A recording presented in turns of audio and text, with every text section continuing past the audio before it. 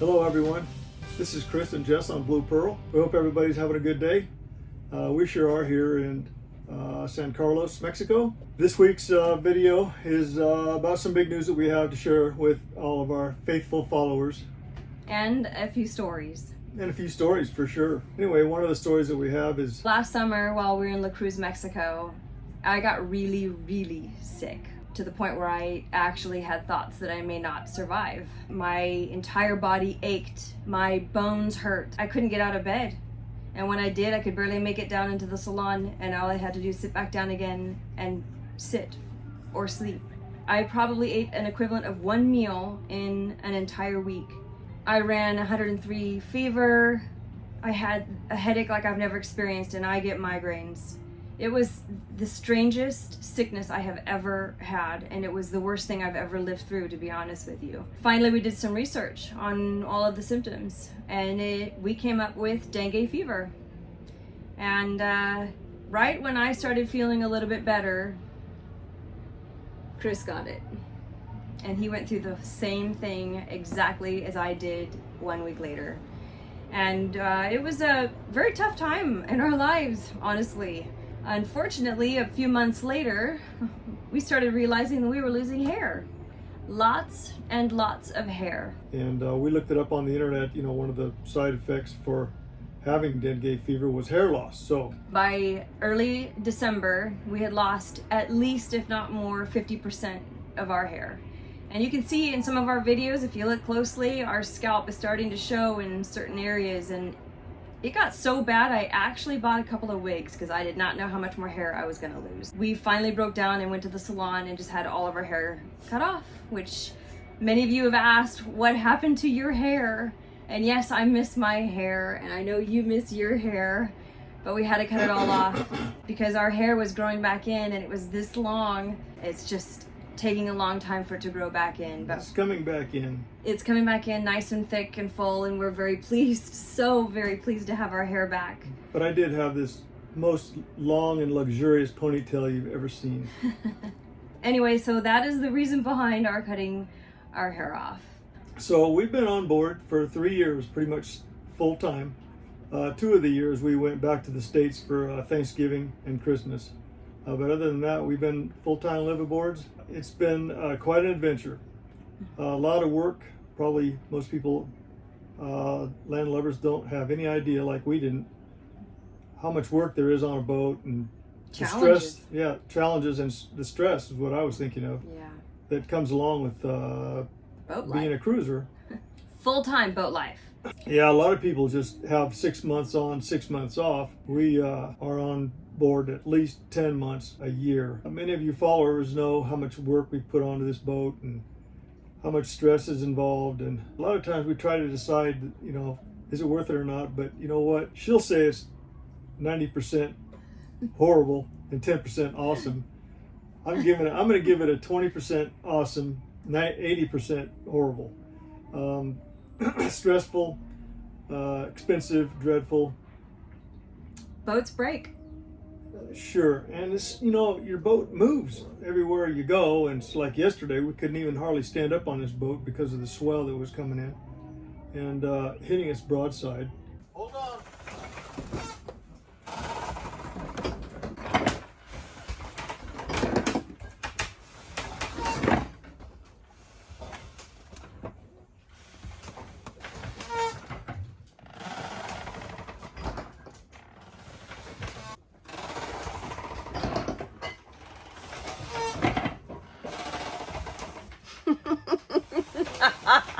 So this is boat life?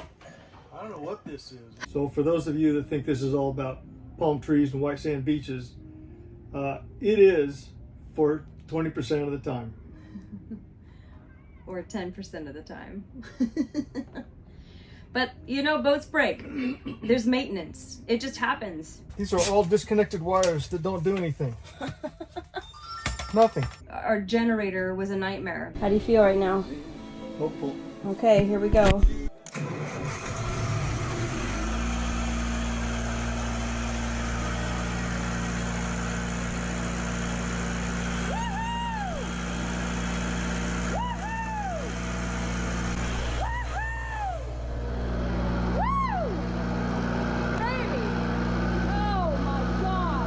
refrigerators that came on this boat was a nightmare. The windlass last 2 seasons ago was a nightmare.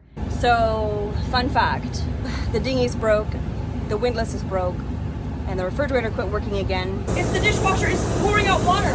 Oh my gosh. 3 of the blades busted. Maybe 4 of them. There's 3 left.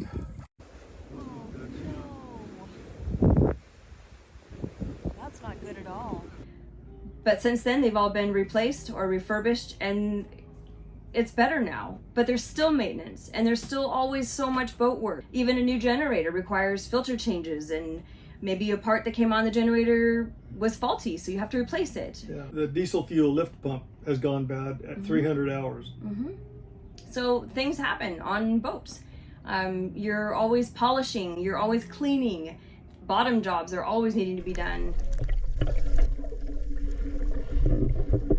Varnish. If you've got wood on your boat, which I highly recommend because it is beautiful to have wood on your boat, but it requires a lot of work. That's all part of that 90 or 80% of boat life. In the summer, it's pretty dry around here down in Mexico. I don't know if you noticed that, but the honeybees are a problem because they don't have any water. So they attack in the morning your boat because of the dew that's on the deck. And we have had thousands of bees on the deck, can't walk the deck, can't seal up the salon very well because, you know, we need the air, it's hot, so the hatches are open. We have screens, got to masking tape all the way around the screen so there's no little gap, because the bees will find the gap. And wedge, literally wedge themselves into any gap that they can find to get into your boat. Crawl in, they got to get in. There's water in the sink, there's dog water down there, and there's dew on the deck, and so, man... It's a little bit of a horror story, to be honest with you. I mean, it sounds like they're just bees, right? But they're on the floor, so you step on them, and they sting. They're on your arm, you move your arm, they sting. You sit down, they're sitting on the chair, they sting. We've been stung as many times as 7 times in one day between the 2 of us. Yeah. And it's not that fun. No. Certain times of the month, you pull into an anchorage, and if the bees are coming at you before you even drop the anchor, you gotta just keep going. Go. Find another place to anchor because it's gonna be dreadful. Yeah, that's another one of those 80, 90% not so great parts of boat life. We also had some pretty scary moments through our boat life adventures, and that adds to the stress and the challenges. And for one was the boat that we just recently encountered that drug anchor, and he was directly upwind from us. Yeah, we were in 20 or 30 knots of wind. Yeah, it was extremely intense. Yeah, it was an intense and pretty scary evening, that for sure. I woke up at like 3:30 in the morning, and I hear a air horn going off, 3 blasts. I sat straight up and I jumped out of bed so fast, came flying up the stairs with a big spotlight. And I hear on the radio, "Dream Yacht Charter, you are dragging anchor." My heart is racing. I grabbed a spotlight and I directed it at the only boat that I figured would be a problem for us. And sure enough, he was headed straight for us. Thankfully, the captain here blasted our ship's horn, and that finally got that crew up. And they got into action just in time. Between them turning on their engine and me heading over to the bow thruster, literally their boat was coming straight at us, and I bow thrusted this way, and they just barely missed us. It was amazing, and we thought, whew, that was a close call, and we thought we were finished. Till their anchor dragged across our road and hooked perfectly on our 1/2-inch chain and slid all the way up to just below the water at the bow. So we didn't know that till morning. We had to wait. We sat on the back and watched them wagging back and forth in the 25 knot winds until we could see what was going on. And then they came over in their dinghy next morning at about 6 o'clock and grabbed their hook off of our chain and finally was free. Thankfully, no serious damage was done to either boat, and no one was hurt. So again, it was good, but it was just one of those challenging, scary moments. Happily, it was a good test for our anchor because our anchor held both of our boats in that wind for several hours.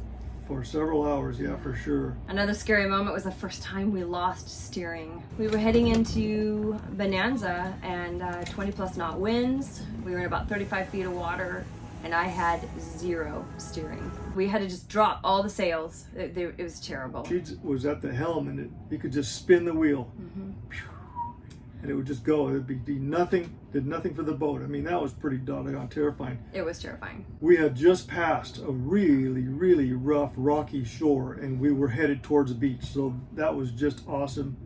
We went in there and threw the anchor out. I temporarily repaired it, so we were on our way, and later did a permanent fix. That was probably, I think that was the scariest moment on this. Well, that's a bad feeling when you don't have any steering on your boat in 20 knots. But then there's the 10 or 20%. And that is truly, can be paradise. That's catching a Dorado off the back of the boat and hauling it in and having fantastic eats for 2 days straight. Or a giant tuna. Yep, it's all good. It is the greatest feeling to hear that zip line go out, zing, and you just gotta go grab that line, reel it in, and you're wondering what it is you've caught this time. I mean, that's just part of the adventure. The deserted beaches.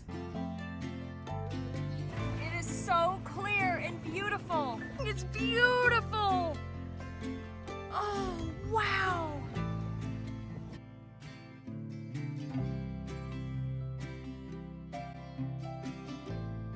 It's paradise. There's no other way to describe this other than paradise.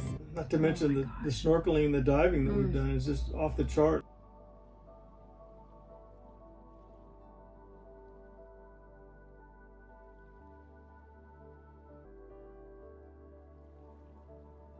Seeing whales and hundreds of dolphins crossing your path.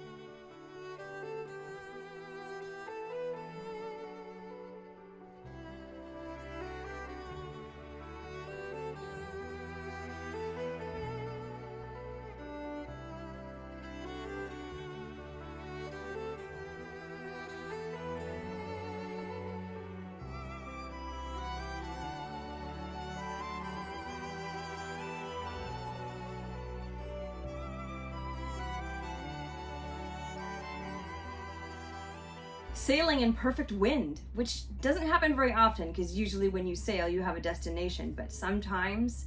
Yeah, sometimes the wind is in your favor and the swells are perfect and it is just a blast all day long. And thankfully, because of the incredibleness, it completely outnumbers the bad. Some of the things that kept me going was I love to cook. So I was constantly keeping myself entertained in the galley. And thankfully this boat comes with a large enough galley where I was never restricted on what I could do. I could still make my pies and I could bake all the goodies that I wanted, and I made bread.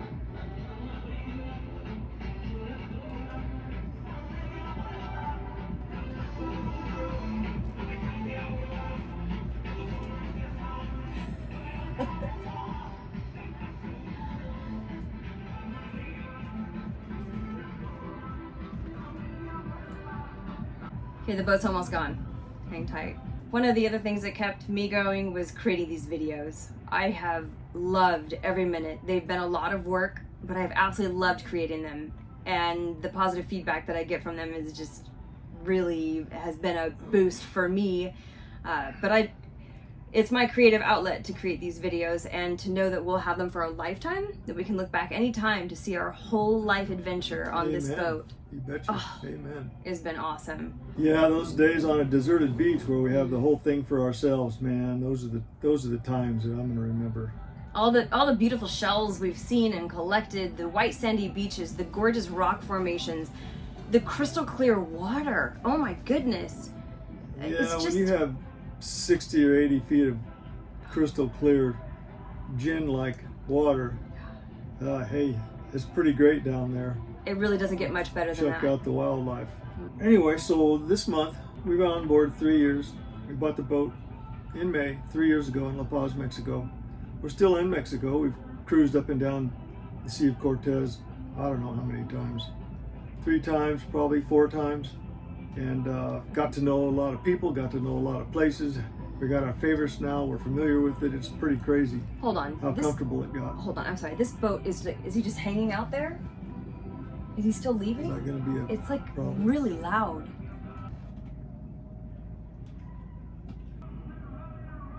Darn it. Stinking boat. And cruised up and down the Sea of Cortez 3, 4, 5 times. I don't know how many, but we And- probably got somewhere around 4,000 miles under our keel. And we've crossed the Sea of Cortez like 7 times, I think. Oh yeah, now. we've done quite a few crossings. Which is phenomenal for us. I remember the first time we were in it was in Punta Chavato, and we were hanging out there on the beach with some brand new friends that we are still friends with to this day, which is fantastic. And a boat comes in and they drop anchor and they said, yeah, we just crossed over from San Carlos, and we both went, wow, they're real sailors. Yeah. And here we are, seven crossings now on our own, and it's pretty awesome. Yeah, we were pretty impressed. Speaking of friends, we've just met so many awesome people. That's one of the wonderful things about cruising life is you meet a lot of people, you go to a lot of places. We have so many favorite coves and locations to anchor in this Sea of Cortez. It's just fantastic.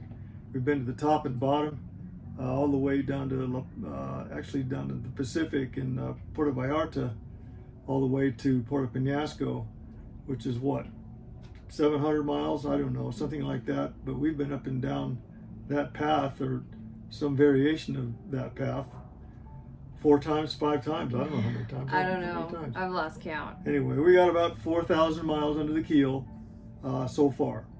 And so at this point, which we do every year, we have to kind of look at each other and decide whether or not we want to do another year. So this year we've thought long and hard about whether or not we're going to cruise another year. I think we've both decided for sure that we're going to sell and leave the cruising life. Here's the reasons we're gonna do that. I have some health issues. When we were in La Paz, I got an MRI and determined that I've been diagnosed with advanced arthritis in my left hip, and I need to have a hip replacement because of it. I have a sciatica situation with my lower back. Sometimes it hurts so bad it hurts all the way down my leg and clear to my ankle. So, and that's no fun. And you got to ice it, and you got to stretch it, and you got to do nothing for a while. And I've been diagnosed with prostate cancer, which is a thing that I got to take care of. I can't just ignore it forever. It's a slow advancing kind, so it's not an immediate concern, but it is something I can't ignore. Well, there's some places in the States that are top-notch prostate cancer treatment centers, so we're going to look up one of those probably in Florida and get that taken care of too. So, you know, I'm not getting any younger. Yesterday I turned 67, so can't last forever. I'd like to, but it's not going to happen. So we're gonna hang it up. It's time for us to go home and see family. Yeah. We've been traveling for 6 years, 3 years in an RV, and now 3 years here, and it's just, I feel like it's time for us to go home. Yeah, there's another chapter for us. I'm not sure what it entails, but we're going to go find out. So we've got the Blue Pearl cleaned up, and we're in San Carlos right now, and we're going to list it with La Paz Yacht Sales in the next few days. I think we're working on the paperwork right now, and so you know, anybody who wants the most excellent liveaboard for a family, the Blue Pearl's it. With 65-foot deck and a 17.5-foot beam, it doesn't get any better than this. This is ready to go. We've done a lot of work to this thing. You wouldn't even recognize her from when we bought it 3 years ago. Everything's been gone through. Every nook and cranny has been upgraded or updated, or All new electronics too. we are incredibly grateful for the community that we've had backing us up, encouraging us, following along on every adventure. Some of you, many of you, have been with us from the beginning or very near the beginning, and that is just such an honor to us. Yeah, it's super flattering to know that there's people out there that have watched our videos from 3 years ago and watched our journey, watched our blood, sweat, and tears that went into the boat, and all the joyful things that have happened since we've owned it. We're gonna miss you guys. We're gonna miss we're gonna miss our it's like an extended family. We're just beyond words, to be honest with you. Boat life truly is a challenge, but boat life also is the most incredible experience I think anyone could ever experience. Well, it certainly is rewarding for all the effort, for sure. That's a great word. It's nothing like seeing the land from the sea. We have a couple more episodes coming up, so please don't stop watching now just because we're saying goodbye isn't goodbye yet. We have the whole journey to get here from La Paz all the way to San Carlos is coming up. Right, that's got to be 300 miles, I bet you. Yeah. So, have a wonderful day. Thank you for following.